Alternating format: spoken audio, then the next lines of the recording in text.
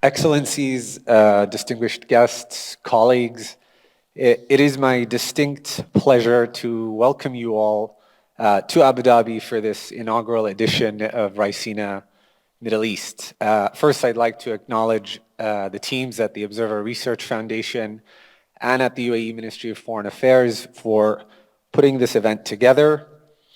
It is an honor to join this distinguished group of leaders, thinkers, and experts united by a shared commitment to foster collaboration and progress in the Middle East and beyond. Now, while we convene under a sort of banner of cooperation's limitless potential, we have to recognize that we do so against a backdrop of regional and global uncertainty. Yet what is certain in precisely such moments is that dialogue and collaboration are indispensable. The challenges we face, from the fragile ceasefire in Gaza to the ravages of the climate emergency, underscore one critical truth. No single nation can tackle these challenges alone. On the other hand, cooperation has a multiplier effect on prosperity, peace, and progress. Just observe the dividends of the thriving strategic partnership between the UAE and India. The case for building trade and connectivity links, pursuing joint finance and investments, and collaborating on technology and innovation is undeniable. The point is that even when the model of cooperation and interdependence is scrutinized, the underlying principle remains as compelling as ever. In fact, as globalization is re-examined, we have an opportunity to broaden the circle of those who benefit. This opens the door for more inclusive and representative global governance, potentially expanding the set of norm makers, while distributing the gains of economic growth more equitably. However, to seize the opportunities created by the current disruption, we should look to leverage our existing strengths. They prime us well for this period. We don't subscribe to the dogmatic fidelity to a single way of doing things. In an age of polarization, we benefit from diverse partnerships, and change is more likely to provoke within us a sense of optimism rather than anxiety. So over the next 2 days, this meeting will explore the issues critical to whether or not we get this right. Governance, technology, energy, investment, and of course, geopolitics. Our roundtables will address both sector-specific policies and the broader global dimensions that shape them. As we engage in these discussions, let us remember that such forums are also about forging lasting connections. Connections that can produce shared understandings, which in turn drive joint action. With that, I officially welcome you to Raisina Middle East, and I am honored to hand over to His Excellency Dr. Anwar Gargash, the Diplomatic Advisor to the President of the UAE. Thank you. Dr. Jaishankar, Excellencies, distinguished guests, esteemed speakers, ladies and gentlemen. Welcome to the Raisina Dialogue Middle East. It is both an honor and a privilege to address you today as we gather to embark on 2 days of thoughtful discussion, meaningful engagement, and collaborative dialogue. Allow me to express my gratitude to the Observer Research Foundation and the Ministry of External Affairs of India for their tireless efforts in creating a platform for open exchange and innovation. I also extend my appreciation to each of you for your presence.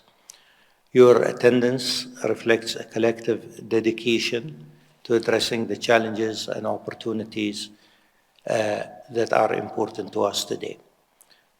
I believe it is fitting, given our co-organizers, to begin by highlighting the relationship between the UAE and India. When I think of what a successful and fruitful relationship looks like, one based on mutual respect, cooperation, and continuous development, I see our bilateral relations with India as exemplary. Yes, we have centuries of trade and cultural ties, but this strong base has been a springboard for continuous development. Today, our countries enjoy a dynamic strategic partnership, making our relationship stronger and broader than ever before. As we convene here today, we do so in a period marked by profound shifts and uncertainties. Across the globe, geopolitical events, environmental crises, and technological transformations are reshaping the contours of our shared future. Some of the challenges the world is facing are vast, but they are not insurmountable. History teaches us that when we come together with a spirit of collaboration, we can achieve transformative progress. With the new American administration taking shape, there are clearly opportunities and challenges for the international system and the region. America's role in the world continues to be central, and the UAE, like other countries, will work on this relationship to further strengthen it and expand its horizons. Yet, like many countries in a globalized, multi-centric world, the UAE will continue to seek to expand its strategic autonomy by strengthening its relationship with the region and core partners. At the same time, it is important that we look for new opportunities where they may be. Over the last years, the UAE has greatly strengthened its status as an attractive global destination for business and tourism. At the heart of this success lies a significant amount of hard work that we carried out over decades.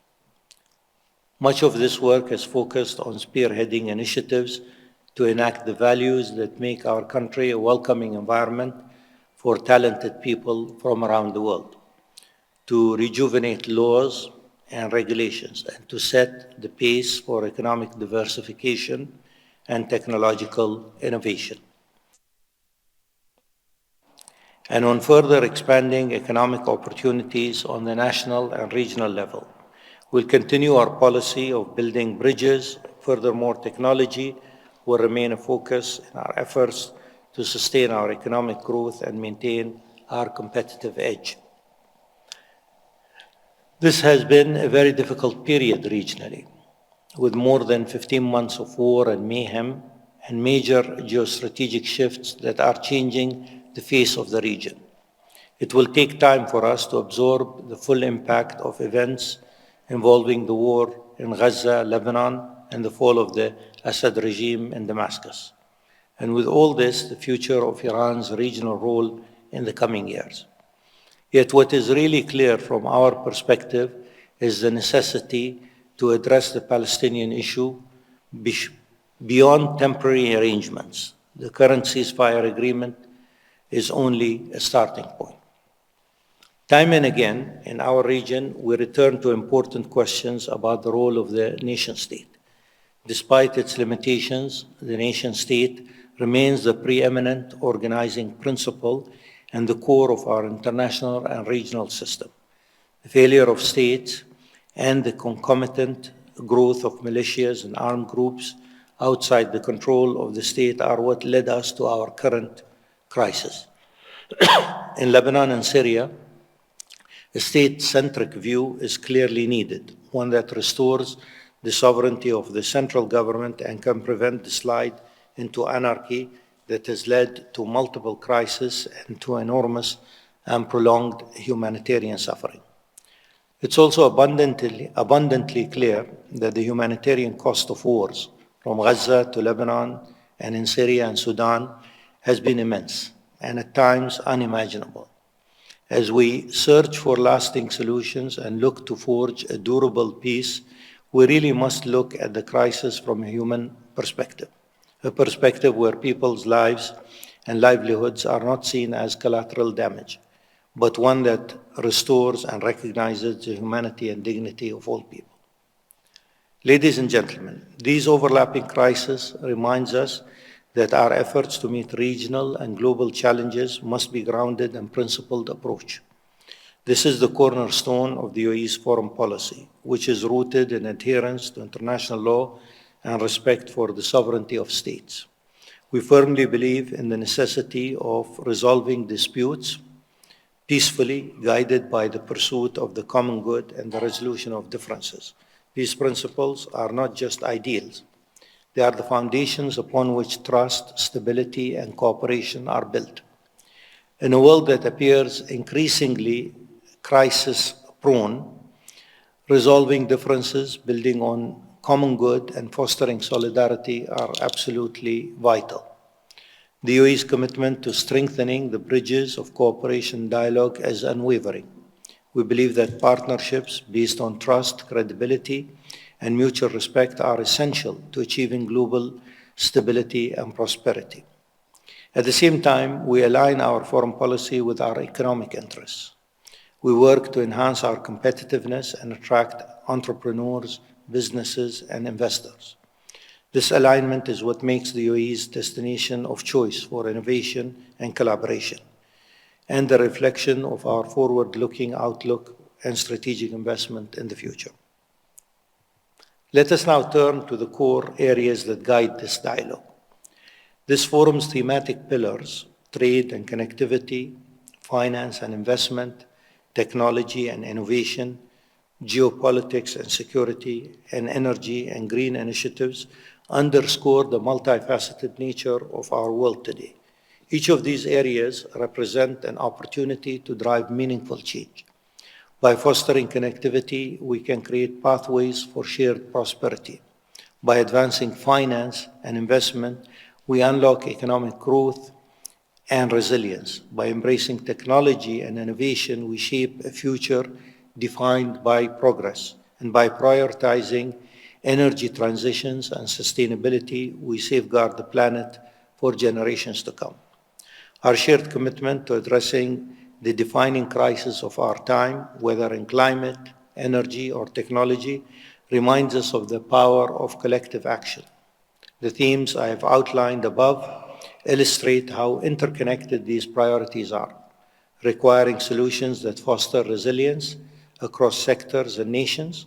For instance, advancing energy transitions demands global partnerships, and a shared investment in sustainable practices. Similarly, technological innovation can serve as a unifying force to address shared challenges like climate adaptation and economic inequality.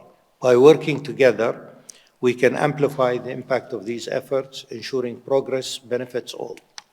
Ladies and gentlemen, the challenges we face are numerous, but so too are the opportunities before us. The UAE remains steadfast in its belief that diversity and inclusion are not only moral imperatives, but practical necessities for practice. Investments in education and human talent are essential to empowering youth as drivers of change, ensuring that our societies are equipped to navigate an ever-evolving world. As we engage in dialogue over the next 2 days, let us remember that this forum is more than a platform for discussion. It is an incubator of ideas, a catalyst for action, and a testament to the power of collaboration. The UAE stands ready to play its part as a partner, a bridge builder, and a champion of peace and prosperity. In closing, I encourage each of you to approach these discussions with a shared purpose. Let us strive not only to address the challenges of today, but to chart a course for a brighter and more sustainable future. Together, we can transform ambition into action and vision into reality. Thank you very much. Thank you.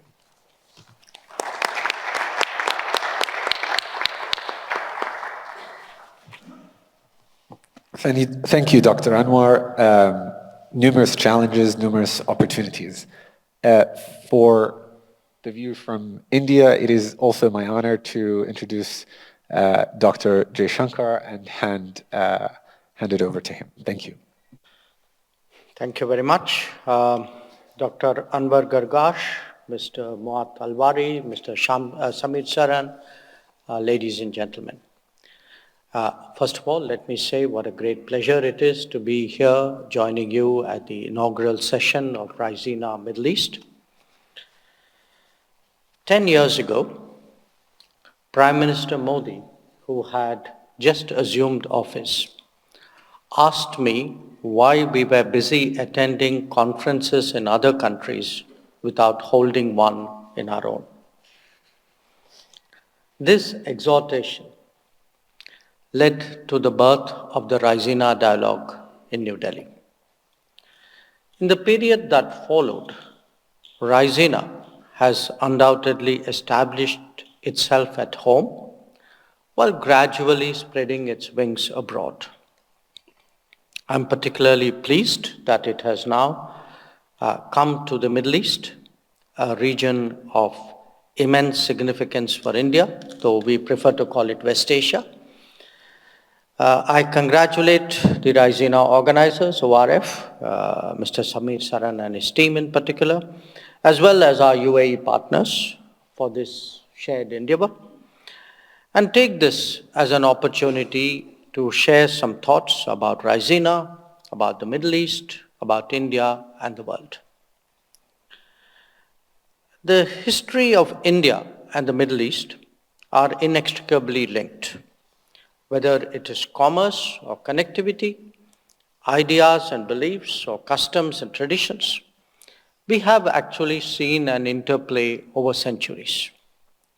Interestingly, although India has influenced its extended neighborhood in all directions, the one to our west has actually had the deepest impact on our own society. However, after independence, our economic development model resulted in a perceptible dilution of linkages with the world, one felt most deeply in our immediate proximity. The resulting loss of contacts and connections also saw a diminution in comfort levels. Thereafter, the era of economic reform, this began roughly about 3 decades ago, started a reversal of this distancing. It initially progressed more to the east of India, and only in the last decade has found equal expression in this part of the world. There are different metrics to assess these ups and downs in our ties. Certainly, the level and frequency of political interaction, trade volumes, and the intensity of societal contacts are accurate indicators. But most of all, what shrank during this period is the conversation between our thinkers, policymakers, and strategists. It is that tradition that we now seek to restore through Raisina Middle East. Now, why is that important? Because by every yardstick, this is a region crucial to India's strategic interests. Many of you would be familiar with the intensity of India's ties with the Gulf. Our trade is in the region of about $160 to $180 billion annually. The energy dimension is the most visible one, but there is much more to it than that. Whether it is projects, technology, education, health, or services, our presence in the Gulf is both pervasive and crucial.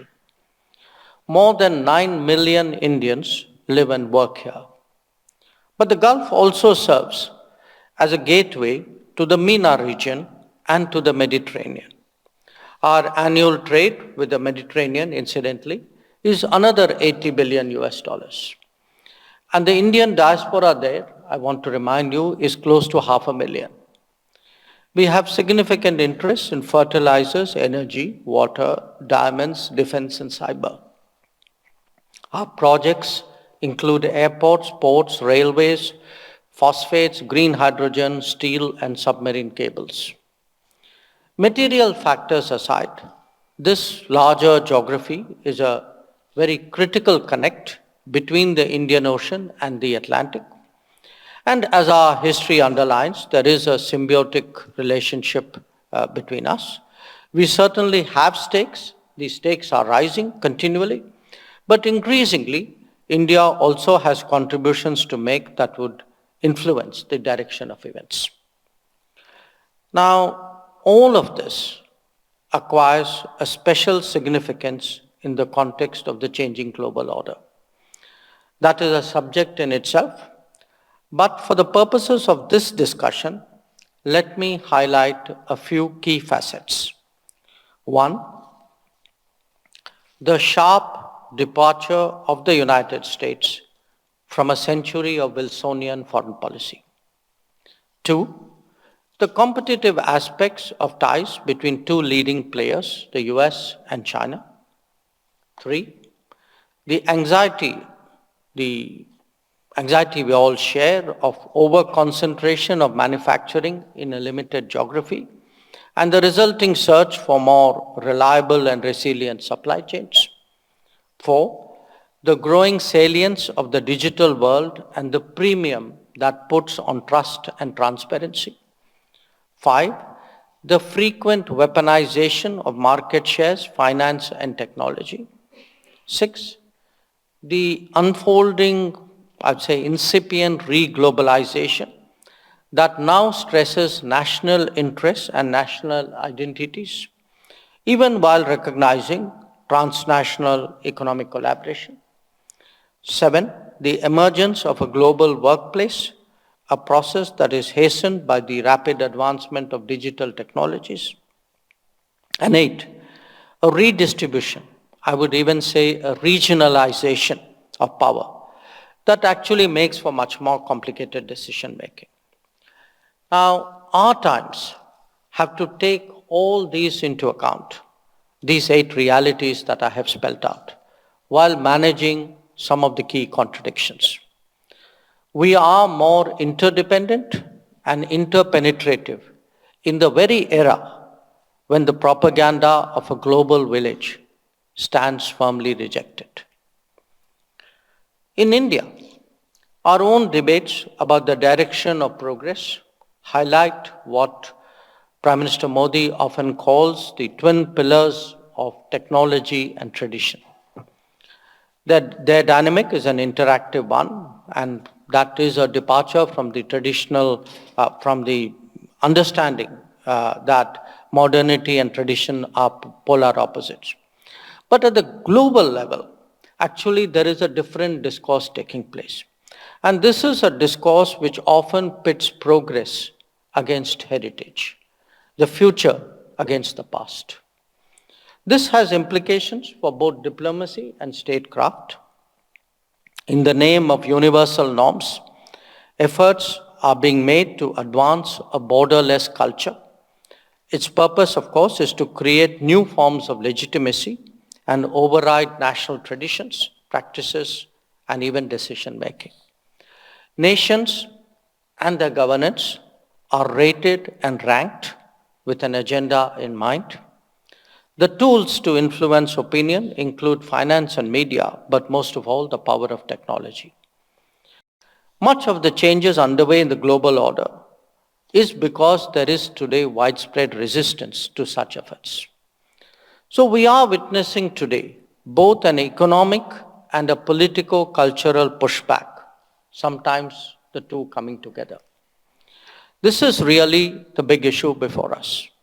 And it will reshape the manner not just in how societies govern themselves, but also in how they approach international relations.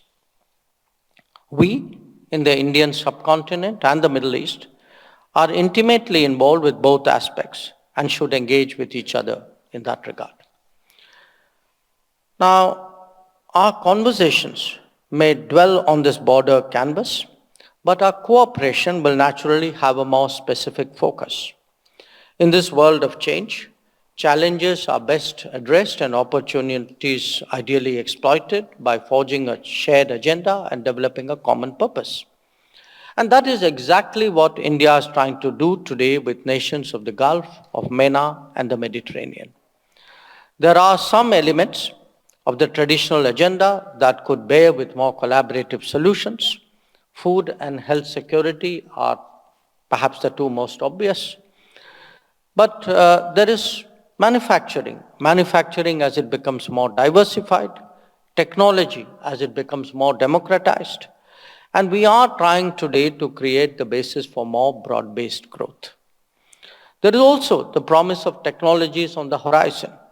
After all, this is now the world of AI and EV, of space and of drones. We've already seen the first collaborative projects in green hydrogen and green ammonia start to take shape. There is also a serious discussion underway on overseas transmission grids. New forms of connectivity are in the making.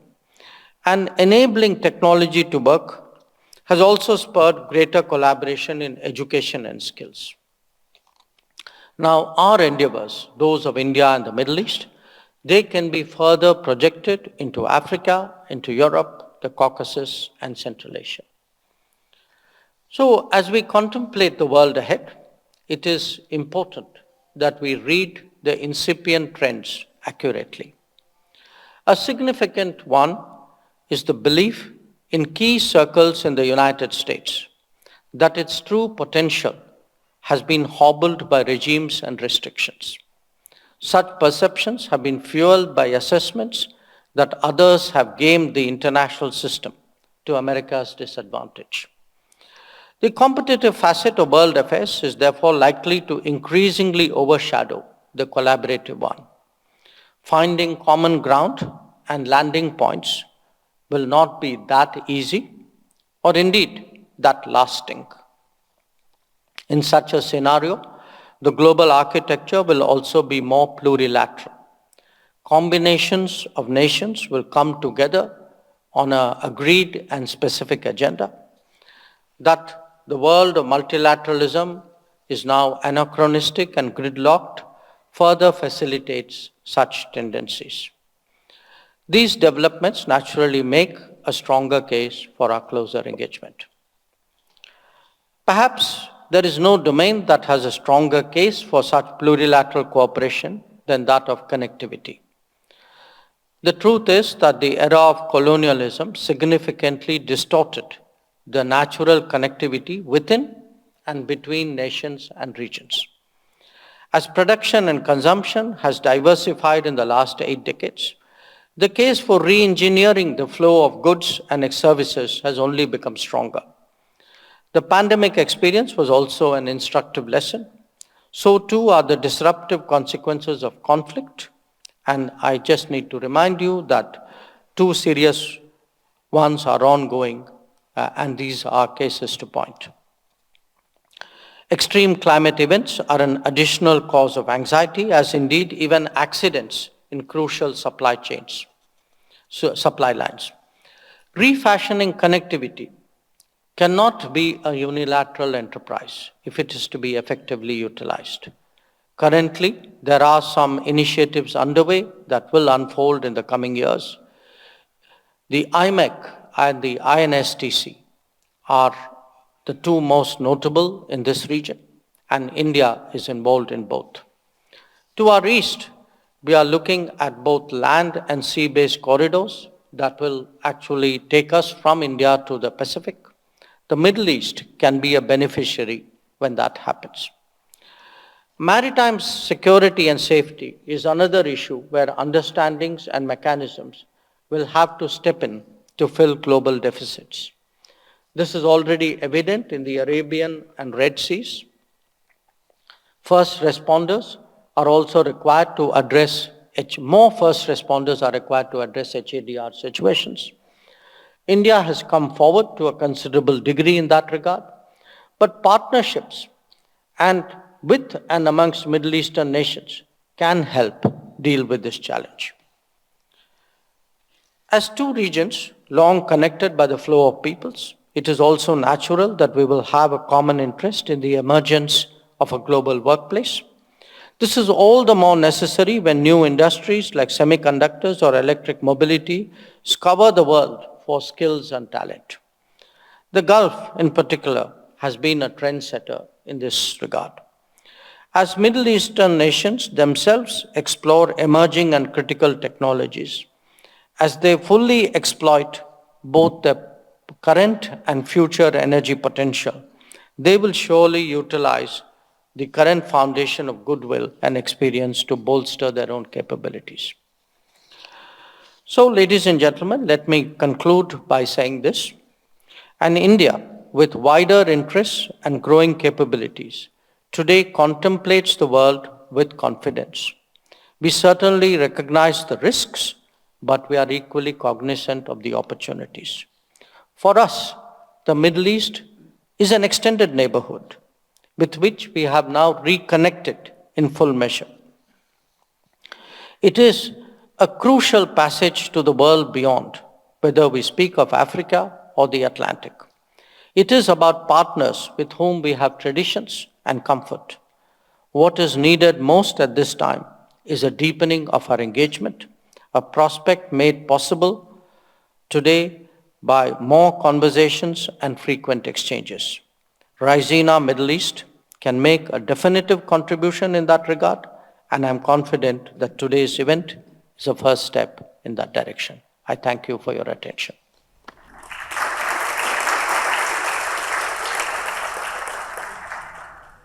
Thank you very much, Dr. Jaishankar, for your keynote address, for describing vividly the 8 realities that we have to concurrently exist in, and of course the opportunities and the new partnerships and arrangements that are going to be some things that we will all have to embrace.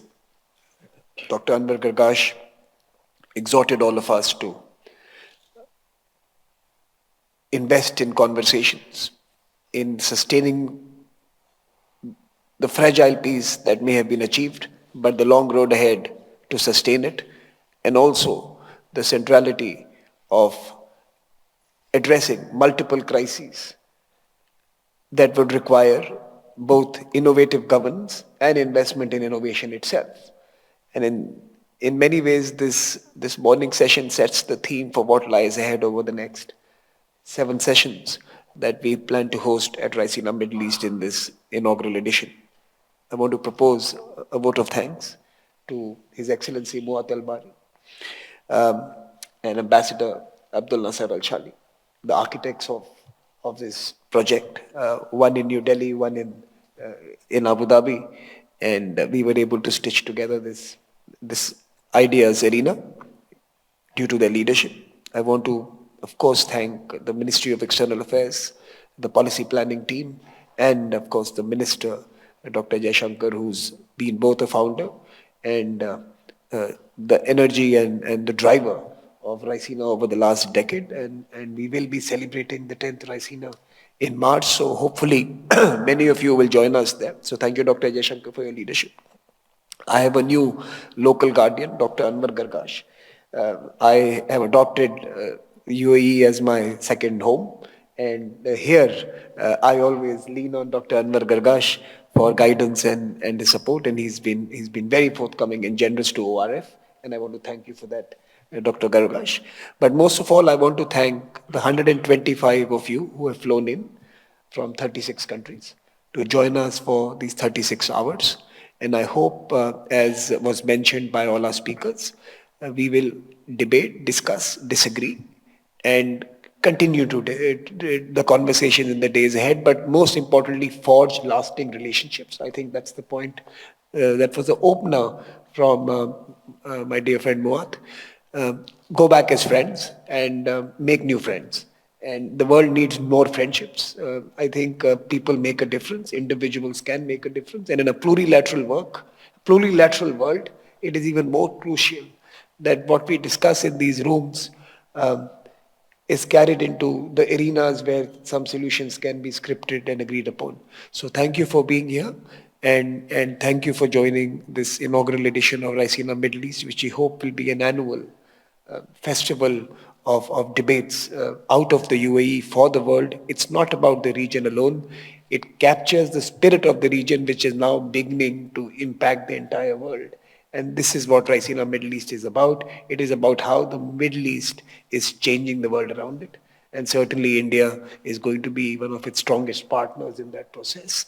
And Raisina Middle East will be the place where we hope every year we can come and discuss the progress and the opportunities that lie ahead. Before we close, Dr. Jaishankar, Dr. Gargash, we are not just a discussion arena. we are also a research arena. So we have two sets of research publications, like in Raisina tradition. We have captured some of the most important issues of our time and produced it for all of us here to carry with them as they go back and head back and to read. It's again a partnership between institutions here and in India who have helped contribute to this. And I'm also delighted to present to you mementos, the first mementos of Raisina Middle East to commemorate this occasion and to hopefully have them placed in your desks, some corner of your office, so that others can see them as well. So please join me in thanking the wonderful keynote speakers this morning.